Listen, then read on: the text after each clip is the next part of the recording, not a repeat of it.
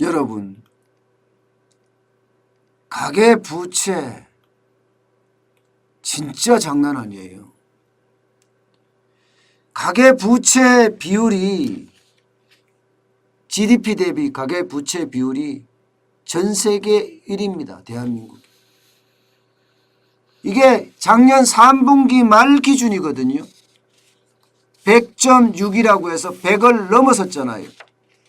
그런데 이게 올 1분기까지 오면 여러분 이거 더 많이 늘어났어요. 가계부채 비율이 102.8까지 올라갔습니다. 일반적으로 이 정도 수치면 국제금융협회 61개국 부채 조사 데이터에서 1등이에요. 1등. 102.8. 엄청나게 올라가죠. 문제는 여러분 가계부채율의 증가율입니다. 7.6%포인트예요. 1년 새에 그 비율이 말입니다. 이게 여러분 가계부채 비율이 이렇게까지 급등한다는 것은 지금 우리 경제에도 엄청난 충격을 준다는 사실이에요. 엄청난 충격을. 무슨 얘기냐. 가계는요 소비의 주체입니다. 물론 가계도 생산을 하긴 하지만 공급도 하지만 소비의 주체가 가계예요. 그러면 가계가 돈을 많이 써야지 우리 경제가 돌아간다는 이야기잖아요. 그죠? 소비는 경제의 절대선이니까. 그런데 가계부채가 일반적으로 85%가 넘잖아요. 85%가 넘으면 기본적으로 가계는 지갑을 닫는다고 합니다. 가계는. 그런데 지금 우리 가계부채 비율이 1월 기준으로 102.8%까지 올라갔다는 것은 가계가 지갑을 닫을 확률이 굉장히 많다는 거예요. 아니 이미 가계가 지갑을 닫고 있다는 이야기입니다. 일반적으로 가계는요 지갑을 닫을 때 쉽게 말하면 소비를 덜 줄일 때는 두 가지 이유예요. 첫 번째는 경기가 불확실성이 커진다. 앞으로 경제가 안 좋아진단 말 나오면 혹시 내가 회사를 그만둘지도 몰라. 이런 상황이 되기 때문에 소비를 줄입니다. 또 하나는 빚이 너무 많아서 이자를 갚느라고 소비를 줄이는 경우예요.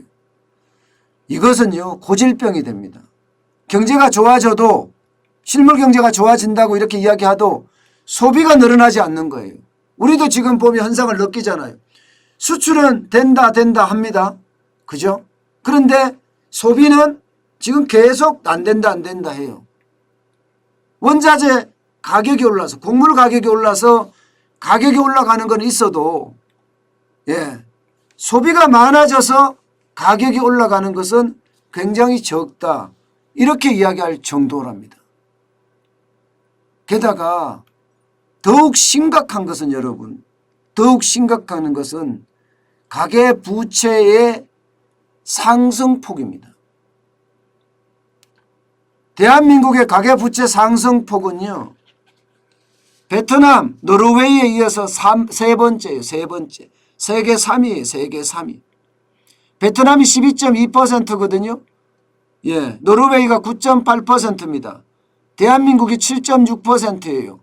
글로벌 평균이 4.0%라고 하면 대한민국은 거의 배잖아요. 배.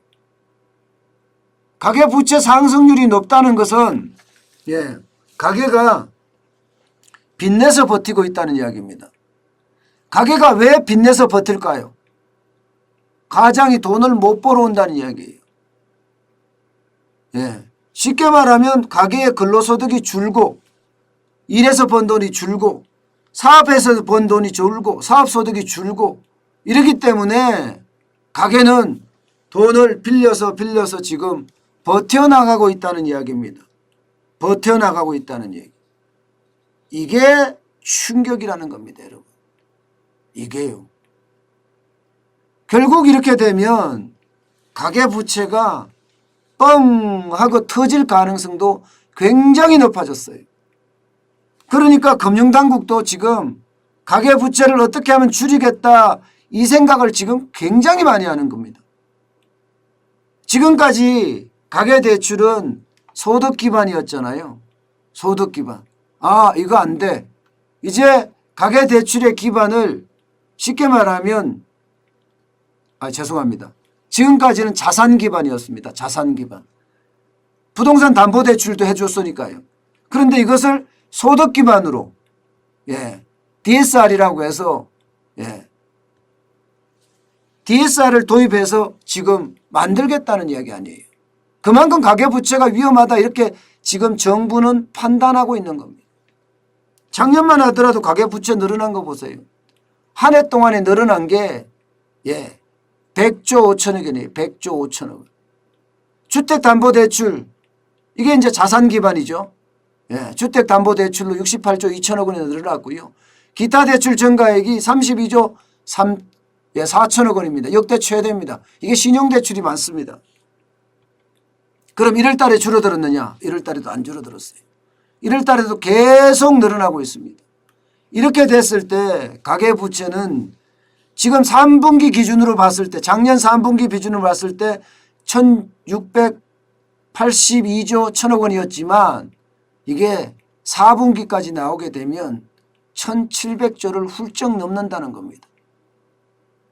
1700조를 훌쩍 넘었을 때 GDP 대비 가계부채가 가장 많고 여기에다가 가계부채의 증가 속도가 가장 많다면 과연 우리 경제가 온전하게 돌아갈까요?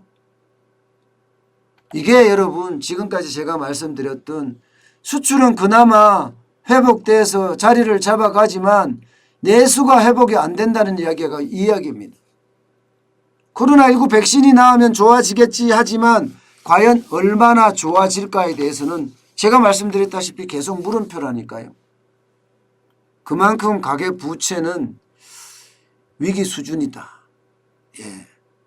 이게 소비 위기를 가져오고 소비가 위기 수준으로 가게 되면요. 공급이 그만큼 또 위기로 치달을 수밖에 없어요.